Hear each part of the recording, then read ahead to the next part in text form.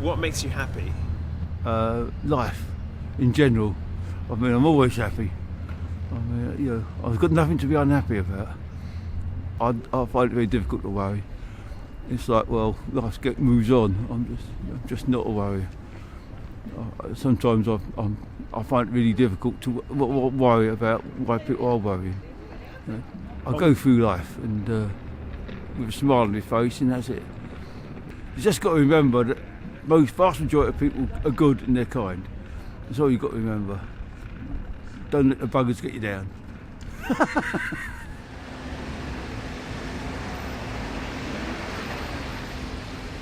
I've just finished work and I'm off to change, get a new light bulb. Oh, okay, where do you work? I work for myself. I'm a psychotherapist. I live in Mercer Street locally. Ah, okay. How long have you been a psychotherapist? 12, 14 years. What got you into that in the first place? I used to be an actor. I used to be in the West End musicals, singing and dancing, and got to a stage where I just thought I'd had enough, and so didn't know what really else to do. So because of all the drama that I used to do, I trained to be a therapist, and now I use a lot of psychodrama in my practice to help people get back to inner child trauma work and family of origin and addiction stuff. What makes you happy? That is a very, very, very, very complex question. What makes me happy? Right now, this moment right now makes me happy. So you are very much sort of trying to live in the present. Not trying. You are living in the present. Yeah. So have you always been like that? No. What sort of led you to that journey? Again, another sort of complex question. Many things really. An intuitive need to understand myself, and through that pursuit of many, many different sort of spiritual journeys, which led me to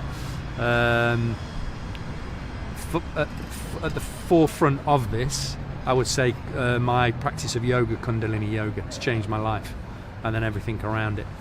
Health, mindset.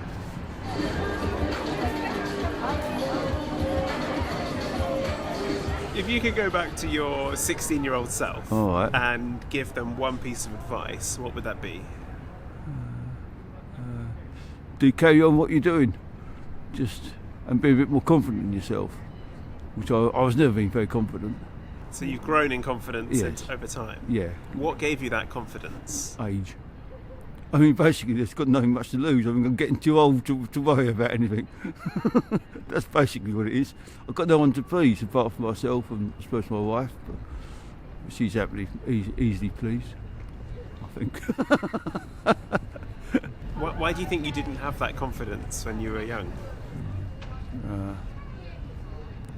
Well, I don't know really. I suppose you want to get analytical about it. I suppose I've got a brother who's far more sort of outgoing than I am. I've never been that outgoing. If I'm in a party, I'll stand by the beer, and if someone talks to me, I'll talk to them. But whereas my brother's completely different, he'll go and talk to people. So I think that was a sort of comparison, probably. But that makes you sound like I've got some complex. I haven't. It's just, that's just a fact, Did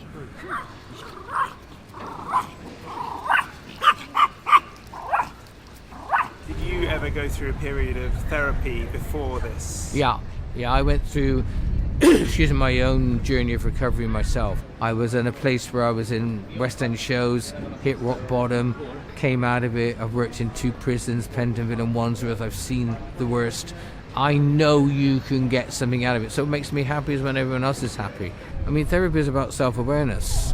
If I'm not doing well in my job, or I'm not doing well in my relationship, or I'm not doing well with friends, I need to go and look in, not out. It's a question of you. It'll only work if you want it and you need it, But often we'll find an alternative way which is less healthy. What do you think leads people to get stuck emotionally? Ego.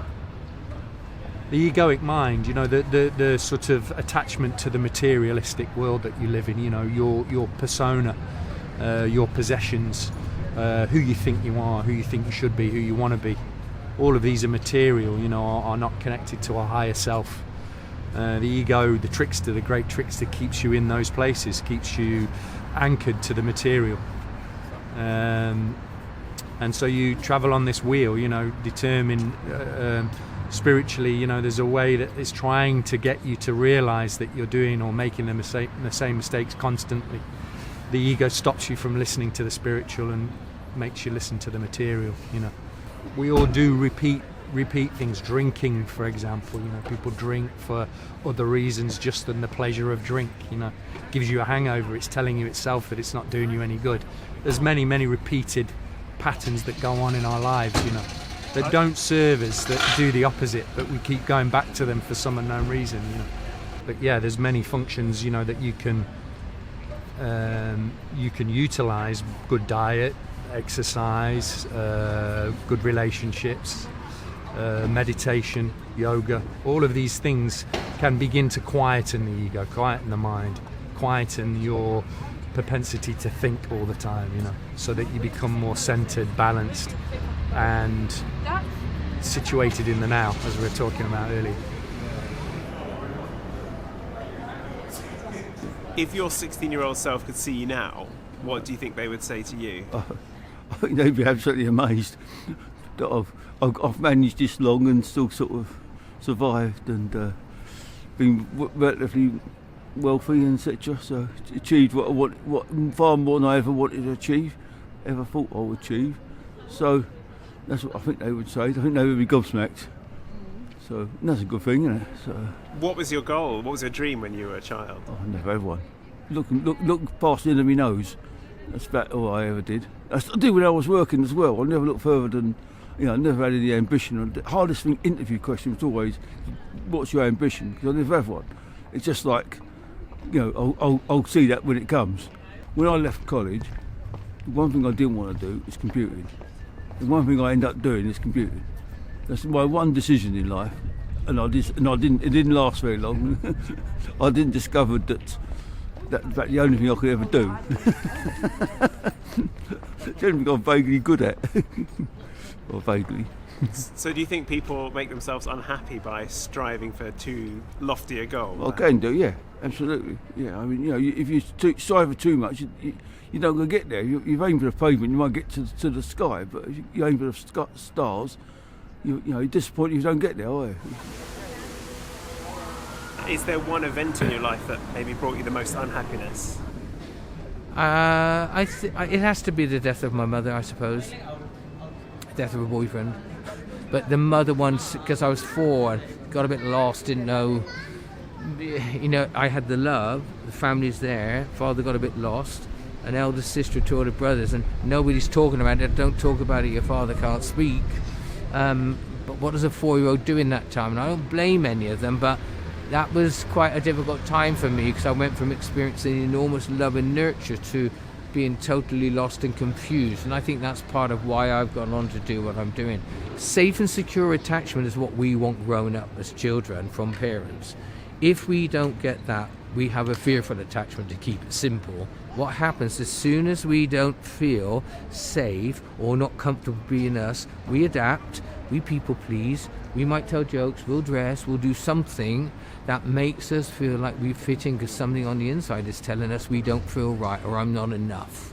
Based on those really early years, feeling that we are special, feeling that we are needed, feeling that no matter what, unconditionally we are loved, is for me what helps us to grow up feeling strong and being able to move away from the parents, feeling safe and continuing to build up relationships and form another relationship.